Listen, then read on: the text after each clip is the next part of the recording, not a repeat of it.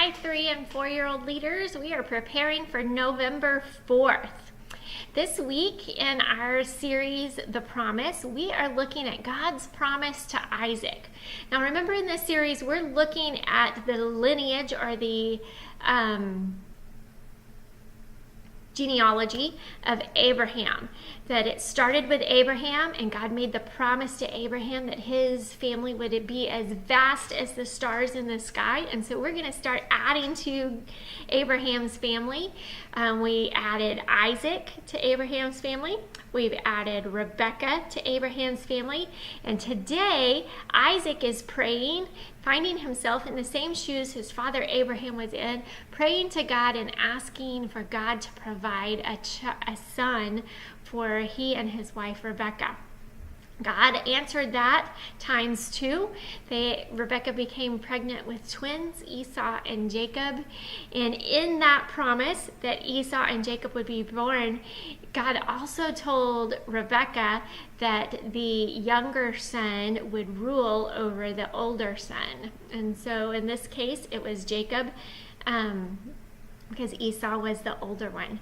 And so we're going to see more a continuation of that story today, but for now we want to focus on kids understanding that God had a plan, and God was going to continue to see that plan through. You have a social activity, and with 3 and 4-year-olds, we are adding this activity because we're helping them get ready to build on the foundation of small group. In small groups, we come in and we have relationships with each other, not with a room, not with a toy, not with a poster on the wall or whatever. We want for kids to come in and have relationships with each other and with you more than relationship with the room. So we give you an activity to help you build that relationship. Kids love to play, they love games, and it's a great way for you to break down some barriers and build relationships with each other early. Your game is called Upset the Farm, and what the kids are supposed to do is find their mother. They're supposed to, I don't know if you've read the book Are You My Mother, but they're supposed to find their matching animal groups and build their family based on their matching animal groups. All right, and then you will have your follow your schedule that you typically do in your groups, as well as some small group activities. Your small group activity this week is called Mirror Action. And you've probably played this before with a group of kids, you just didn't call it that. What you're going to do, or you're going to get your teen helper, or maybe even one of the kids, is you're going to get them to stand up in front of the class and make some motions. And everybody else has to follow the leader and do exactly what they're doing. So maybe you want to raise this arm, and everybody else has to raise the same arm. Now, realize that when you are looking towards the kids, they're probably, if you raise your right arm, they're probably going to raise their left arm, but that's okay. It's not a matter of doing exactly what you do. They're supposed to mirror you, and so that's okay. We just want them to get the idea. So you're going to do different silly motions, make it appropriate, not really vulgar, but funny and silly is okay.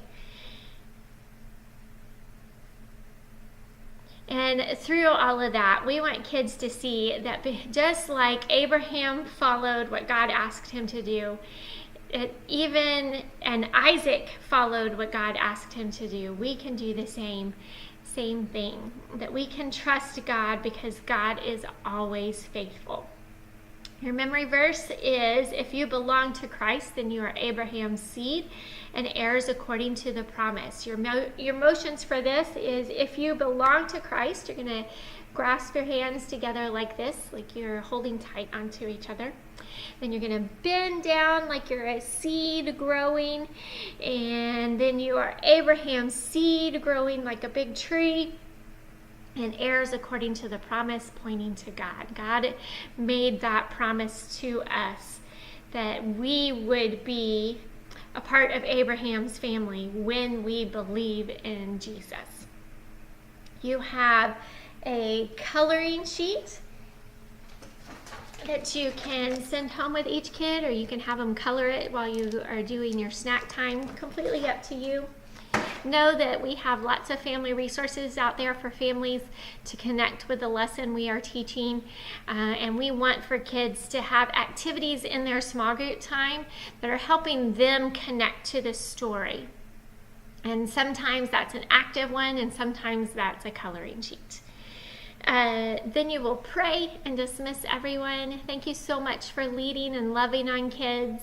I hope you guys will join us next week for our family Thanksgiving meal together. This is a great way just to celebrate all that God has done amongst us this last year, and to enjoy Thanksgiving together. This is one of my favorite things that we host for you guys as leaders.